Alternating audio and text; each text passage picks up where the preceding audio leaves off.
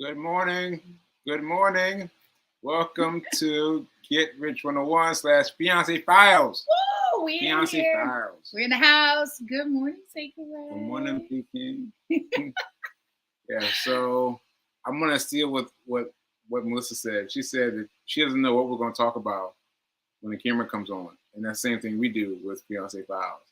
We just don't know what we're gonna talk about. We're gonna turn on and see what happens. Yeah. See what's gonna happen. But before we do that, let's give a shout out to New Thought Media Network. Thank you for being here. Thank you for allowing us to grow and grow and grow. And thank you for buying my book. Check out my book, Hack Your Pain Now. Hack Your Pain Now. On Amazon right now. They can still get the ebook as well. Yeah, they can still get the ebook, the Kindle book, immediately. Paperback. Immediately. You have it immediately, and you can have the paperback too.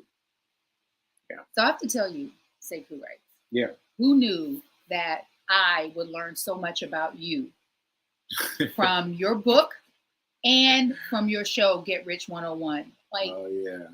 In the beginning, I felt some sort of way. I kind of felt left out, excluded. And then I realized, no, this is an opportunity. I get a bird's eye view because there's no way that you can learn everything and all the things you want to know about a potential mate through dating, having conversations. Like, you really need to be privy to those moments where they're feeling vulnerable or they're feeling transparent. Yeah. Because I think you too learn a lot about me from my show. a lot about you from your shows. And I never saw her one-woman show. Like, I remember there was one time that I was going to make it. I was driving down from Boston. And I was like, I got here, and I was like going to rest for a minute and then sit back out. But I came in the house. I was like, I don't know if I can make it. You even bought a ticket. You bought a ticket. Yeah. He was going to surprise me. I was going to roll up, but I couldn't do it. But so anyway, so I haven't seen her show. So she keeps reading snippets. I'm like, what? What? Like, I'm shocked at what's going on in her life, how her life has been, and she's been shocked by how my life has been. I'm like, what do you mean you're so the funny thing was my mom sent a Trader Joe's card, and I was like, she was like, where did you get this? Is that old? I was like, no, it was new. My mom just sent me a Trader Joe's card. And so, and she's like, oh man. She's like, oh man, your mom giving you all the good stuff. I was like, that's good stuff? That's good stuff? Like, it just didn't occur to me to be thankful, mom. Thankful, mom, for giving me the Trader Joe's card. Actually, what I said was, you are so spoiled. Yes. You are so spoiled. And I've said this to Sekou Wrights many times. I said, you are so spoiled. And I said to him, I said, I moved out of my mom's house when I was 17. Can't believe that. I can't believe that. Right there. I'm like, what? Had my own apartment. Once again. In Denver by myself. My mom lived in Omaha with my sister. Yeah. My mom, I told Sekou, I said, my mother never sent or gave me money, a grocery store card, anything. And I remember when I moved out of her house, actually, it was her house in Denver. She moved back to Omaha. So the house was empty. She left me a green velvet chair that had a hole in it. A green velvet chair that had a hole in it. She said, oh, whenever you get your own apartment, you can take this. I was like, so happy. So happy. I was like, thank you, Mama. And it just speaks to the difference in the way that we were raised. Yeah. Sekou's an only child, so that's telling. And I think when you're an only my mom's only child, because I have my half brother. Yes, for his mom, on his mom's side, he's an only child. Yeah. He is very loved. Very loved. He is very, very loved by his family and his parents, and it makes me feel warm and tingly and jealous. Yeah. Warm and tingly and jealous. Just a little jealous. It's a little late jealousy. Late jealousy. So anyway, I thought it was interesting I'm finding it interesting about learning about her from her play. So if you don't know the play is called "Mama Was a Bad Shut Your Mouth." You forget Mama was a bad mother. Oh, mother, shut your mouth. Right? The way he said "shut your mouth" it's so cute. That's how it goes, right? Yeah. Okay. Yeah. So I've been hearing snippets of it as she's been reading it Slow down, baby. slow. I've been I've been experiencing it as she's been reading little pieces in different places, and I just keep being like, what happened? What that happened? And so that's been interesting. Yeah. And also you had the opposite experience. Like you read what's the name of my book? Hack Your Pain Now. Mm-hmm. Hack Your Pain Now. And you read about the girlfriend that I kicked out. And when you read it, I was like, what? And then what happened? Because for me, like these stories, these what's it called when you can't remember? Amnesia. These amnesia things happen, and they keep on going like this, And so I got interested in knowing what happened, and so it was interesting to me to experiencing it as like a second person, almost like as an audience member, so I think we ought to back up because we don't want to assume that people even know what we're talking about. Mm. In the morning, we have our spiritual practice. Yeah, we're getting better. We're getting better, and we still have some work to do. Yes, especially you. Yes. Just throw them under the bus, especially. Yeah. No, really, we in the morning we meditate, transcendental meditation, and then we do a reading. I tend to read because Sekou isn't 100% comfortable with reading, and this way, I feel like you also absorb it better. That's true, and you retain it. That's and then true. We do a journaling and or say our purpose statement and an affirmation. Our purpose statement. I've not been doing the journaling. Because I feel like I'm making up excuses at this point, but I need to type it, and so and so that becomes a little problematic for me. And I love that you just came up with a solution, which is to type it, because everything else is an excuse. We both know that. I love to read from his book, Hack Your Pain Now, because it's a reminder for him that he of who I was and that you prepared yourself for where you are today. He wrote this book before his stroke. I've read the book, so I thought. However, and I keep saying 10 commandments, but there's actually 11 commandments. When I pick the book up, I just open it, and wherever I land is where I read. Right. Let me tell you, when I saw the words on the page, I wanted to turn because it made me very uncomfortable. But I was committed, and I just said, I'm just going to read it. And I think the second page, he talked about this relationship that he was in where he kicked the woman out. And it brought up a lot of stuff for me because I was nervous about moving to New York because I've always been very independent, and I gave up my work for the most part. And I was just like, sometimes you don't really know a person until you know a person. And I've been kicked out many times, not just by a boyfriend, but by a parent, relatives. I mean, several times, to the point where, it was a slight trigger for me.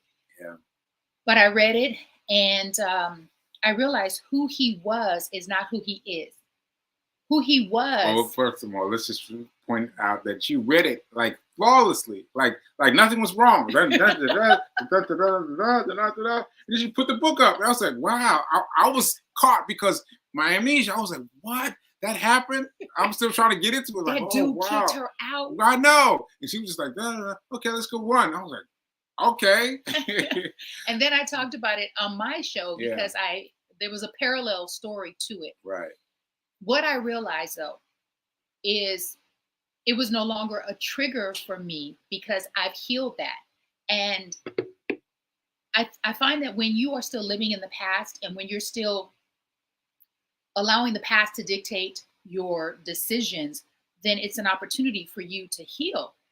I realized that before I moved here, but I had no idea before I moved that he had been in a relationship ever. Because let me just say, I've known Sekou Wrights for 20 plus years. Long time. I've never known him to be in a relationship. Yeah. His nickname is Secret Squirrel. I don't know who came with that nickname. I did. Secret Squirrel. And everyone who knows him is like, yes, he's very private. I I don't was know like, what y'all talk about. Yeah. So the fact that he had a girlfriend that lived with him and then he kicked her out. I was and like, wrote about it in the book. And wrote about it in the book. I was like, and it gave to the world. The world, yeah. So a lot of the things that you're learning about Sekou Wrights, I'm learning about him at the same time. And I guess my point is, because after I talked about it on my show, he said, let's come here. He said, Sophie, let's talk. And I was like, oh, shoot. So we have a whole after the show. Yeah. After my show, we have an after the show. Yeah. When I reveal things. And he said, I'll never kick you out. And I said, thank you for that, Sekou. But I'm not fearful of that at all. Like, I don't think about it. I'm not walking around on eggshells at all. And I know what that's like. And for my women and men out there who have been in relationships where you're walking on eggshells, that is not a healthy relationship to be in my opinion. Yeah.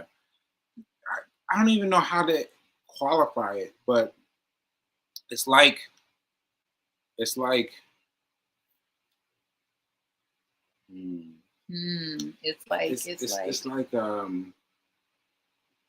having things up under your blanket that have been smoothed out. Like the blanket has been smoothed out, right? And the things under the blanket don't exist anymore. And so the blanket is smooth. It looks the same, but it's smooth. It doesn't have any bubbles up under it. Does that make sense? It does. That's an interesting analogy. I think what you're saying is, because you are no longer that person, you're not attached to what you've written in that way, because you've done the work, you've smoothed yourself out. Yeah, like I've been smoothed out aggressively by the powers of the world. It gave me the stroke and cleared out everything. I just cleared out everything of the past and just kind of like left it undone. Like, you know what I mean? I think the power of the universe, not the world. I think when you said the power of the world, I think it's the power of the universe that gave you the stroke. Yeah. I love how you said gave you the stroke, as if it's a gift, and I think that's a healthy way to look at it. We talked about this. Ways look at it sometimes, but yes, we talked about it. Yeah, because and you said that you were grateful for the stroke. I'm grateful for his stroke because while I've known Sekou a long time, I never really knew him. Right? You have these relationships. My friend Fatima West and I talk about this, how whether it's a sibling or your children, like how I would love to like really have gotten to know my mom. Many of us only get the surface. People really only want you to know what they want you to know. It's not until you have a tragic occurrence or you write a book or like something has to force you to reveal who you really are. That happened for you with the stroke. However, I noticed a shift in you during COVID. I noticed you were different. The little bit I knew about him, I was like, wow, Sekou's running? Wow. Yeah. Okay. Because the running was brand new to me. Yeah. And he lost 50 pounds. This is the thing that you don't talk about enough. Yeah. Like he lost 5-0. He lost a baby, a whole baby. Whole baby. That's funny. Lost a whole baby, like a whole toddler. And he stopped drinking. So one of my things is I don't date men who drink. And it's not something that I would talk about. You know, it was no big deal. It was just an internal thing. I was like, I don't shucks, he has triplets, girl. Fatima said you lost triplets. You lost triplets. Oh my gosh, right? So he lost 50 pounds. He stopped drinking. This was before the stroke. And that's why I know that he himself and God was preparing you for the stroke. Mm. He became vegan, not the healthiest vegan. Let's just keep it real. Rude, rude, rude. Sorry, but he stopped eating meat, and you were doing the work and Yeah, learning and sharing about money. yeah, He was in this gratitude group that he invited me yeah, into, which yeah, gave me an opportunity to know more about him. yeah. And I was like, Sekou is such a dope guy. I was trying to introduce him to people, like other, women that I knew were single, because I thought, he's my friend, he's my boy, like, but he should have a good woman in his life. And that's me. Yeah, yeah. But yeah. Um, yeah, I'm distracted by the quotes coming in because I'm looking at all the quotes. What the team is saying, she doesn't date men who do drugs or drink, right? Yeah, it's a real thing because you get to choose. Like some people do and are okay with it. It's fine. We're all different. It's just I knew my triggers and my sensitivity to alcohol, and I was like, I'm not good. What Fatima said, trying to give away the dopest dude, girl. You have no idea. Like, I was like, why is she trying to hook me up with people? Why is she trying to? All right. see, because my level of awareness was way down here. I was just like, Yeah. Sekou's such a great guy, and I just I didn't see him being a great guy for me because he was my friend, and I didn't want to ruin the friendship. Yeah. And my friend Dwayne Barnes said, "Fee, I think you're looking at this all wrong." He said, Really? "I think you're looking." Yeah, he did. He said, "I think you're looking at this all wrong. You're concerned about losing versus gaining. Like I think your soulmate has been right in front of your eyes all this time." I Mm. was like, I've wasted so many years, so many years. And then I thought, nope, No. everything is in divine No. order. You weren't even ready for him. Yeah, And he because was, I remember I was inviting you to the Morrison Golf Classic. So it's my family's golf tournament, and I was telling her about the liquor. I was telling her like it's gonna be good. It's gonna be right. yeah, we're gonna right? be popping It's in. gonna bottles popping, and I didn't understand why you didn't come, but I was like, it's party for me, right? And and then to find out now that I've stopped drinking, that's a thing for her. Like that alone is a big deal about how and when we came together. Yeah. And how the universe had a very specific plan, because I know that God was working on you Mm. and God was working on me, because I too was not who I am today. And I know that I wouldn't have been good for him. I would not have been good for you.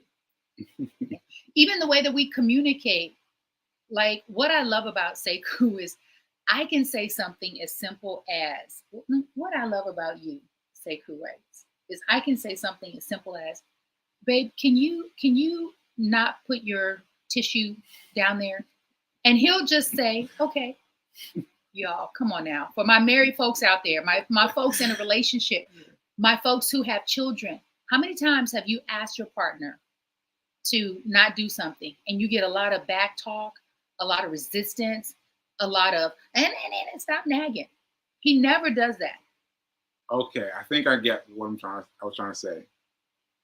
It's like you develop things underneath the blanket because you got blankets of life, right? But I have because on 2 years ago, July 14th, 2022, Hasn't even been 2 years yet. like it brought me down to zero blankets, and now I'm just barely getting the blankets. But now everything is gone. Everything that was there is gone. So my secret squirrel nest has completely evaporated. Like it's completely gone. And Oh, so now I'm talking all the time about what I'm doing, what I'm and so I haven't even gotten to the point where I would have developed secret squirrel nest yet. You know what I mean? And so I'm finding out like, hey, I don't like that. I don't like dealing with things in Secret Squirrel anymore. Oh, secret squirrelness. I think that's a book Yeah. because that makes sense. Sekou, in the past, you were very what I would call enigmatic, mysterious. For me, he reminded me of the Black George Clooney. He was the Black George Clooney.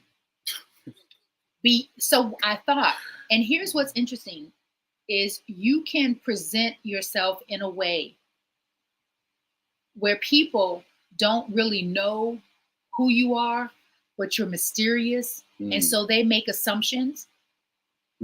I always thought that Sekou was the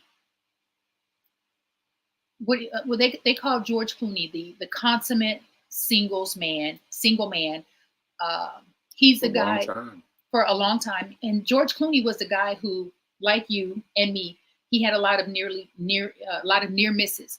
He booked a ton of what do you call them? Series pilots. Golly, George Clooney booked a ton of pilots that never went anywhere, and so he came so close, but it was like it just kept slipping from his grips. Sekou's had those experiences many times, being in the room with the people and so close to selling a book and it being turned into a film just so many times. And I was like, and you never saw George Clooney like in a relationship. He was dating people. I never saw Sekou in a relationship. So I was just like, he's just flying all over the country, single, living his greatest life. And then one day I asked you something, and he's like, people always ask me those questions. He used to be a little arrogant, just a little arrogant. And he said, I'm actually very loyal. Yeah. I was surprised that people would ask me that. So it wasn't being what do you just call it? The consummate single man? No, the negative thing you just said. Arrogant. So it wasn't that. It was like, why do people ask me this? Why I didn't understand why people it was your persona. That's it. We were talking about persona last night. Oh yeah. In our book study group. We're studying the book Big Leap. Yeah. That was it. That's what we have to talk about. So it's a persona that either you create or people create it and put it on you. Yes, ascribe it to you. Yeah. And his persona was a ladies' man. That's it. Which was prescribed to me, but wasn't me. But you kind of wore it well, even though it was prescribed. Like you took that medicine, because it was just the image that you created, and because you weren't transparent and vulnerable like you are now. Yeah, it made sense, and so yeah. Okay. Yeah. All right. Well, Fatima's getting a laugh at the Secret Squirrel. She's laughing. Let me see if I can get it. Yeah, she's laughing at the Secret Squirrel. She says she's about to tag her husband, Rich. Yeah, the persona Fatima blew our minds because what we're learning in our book study group, it's the name of the book is The Big Leap by Gay Hendricks, is as young people, whether it occurred to you as maybe a toddler or in your grade school years or maybe junior high, we all put on these masks to help us cope or survive our environment. Basically, you're being someone that you really aren't because you don't know yourself. And so this author calls it a persona, but some people will call it a mask. And I realized that is the persona that was prescribed to Sekou. Last night in our group, he shared that your persona of being a secret squirrel is not who he was. He's like, that's not who I am. But it was prescribed to him. So I don't know what. But it was me. It was me though, because I found out via you, via Reverend Mal, and other people have said, yes, Sekou, you really didn't tell us thus and so.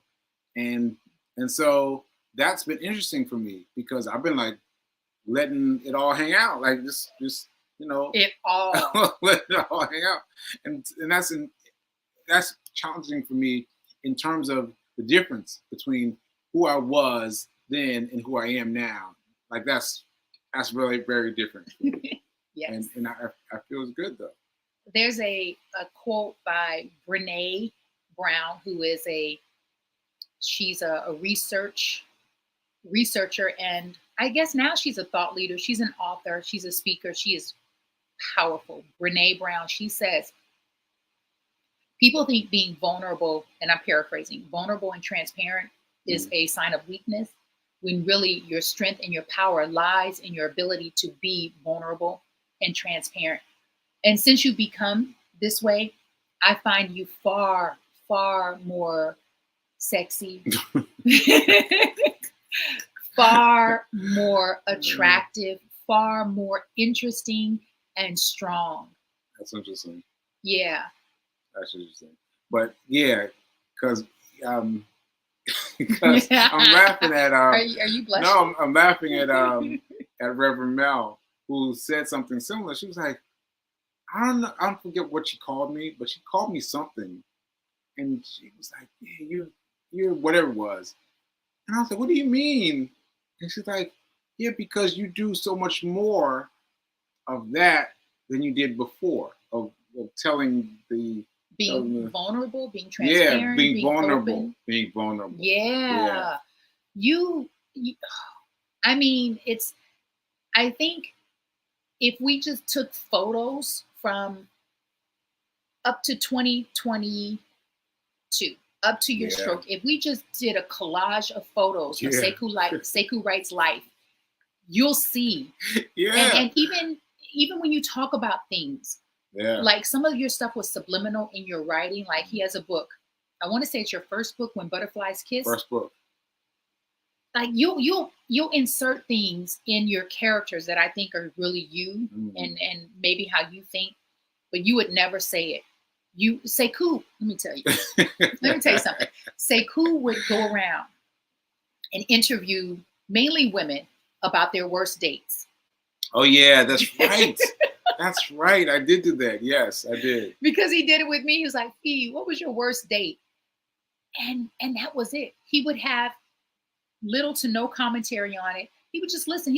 You're a great listener. He would listen, and that was it. But he would never share much about his. You did share a little, but when I say surface, it was surface. It was surface. It's like, I've known Sekou. I've known you for 20 years, and I've never known you to be in a date, in a relationship. The first time I found out he had a girlfriend back in the day was when we were doing his first marathon. We were working with a publicist who's a friend of his, who was helping us to get his press release out because he was vying for a Guinness World Record. First time for the person who raises the most monies during a marathon. Yep. After we finished, we came so close. So he came so close. So close. She and I were talking. He was getting some food, I think. And she was talking about a press trip where she met Sekou. She had known him, but she had not known him very well. But she was at this press trip with him and his girlfriend. And so, I'm all interested. I was like, really? She was like, yeah. She said he had a girlfriend, and she was very nice, very pretty woman. She said, but something, I don't know, something was going on with them. Like I got the feeling that they were going to break up. Wow. And I was like, the fact that I said, I've never seen pictures on social media of Sekou with a girlfriend, because there were always so many pictures of you with so many women. So I was like, well, but you thought the same thing about me. You said, Fee, there's always some man in the background. Yeah. And I was like, no. You only think there was. Well, I don't remember that. I don't remember that. But we're out of time. We're out of time. I was waiting for you to finish so I could say we're out of time. We're out of time today. We'll be back next week. Yes. Next week, Thursday. And we'll be talking more about, who knows? I was actually going to talk about some money stuff. So, we talk about whatever we talk about. Yeah, it's whatever we want to talk about. So this was great. This was fun. Yes. And what you want to say? I want to say thank you for creating Fiance Files. Thank you for inviting me into your world. Thank you for helping me to love you in a different way. Ashe. Ashe. Ashe. Hey. All right. I'll see you guys later. Peace.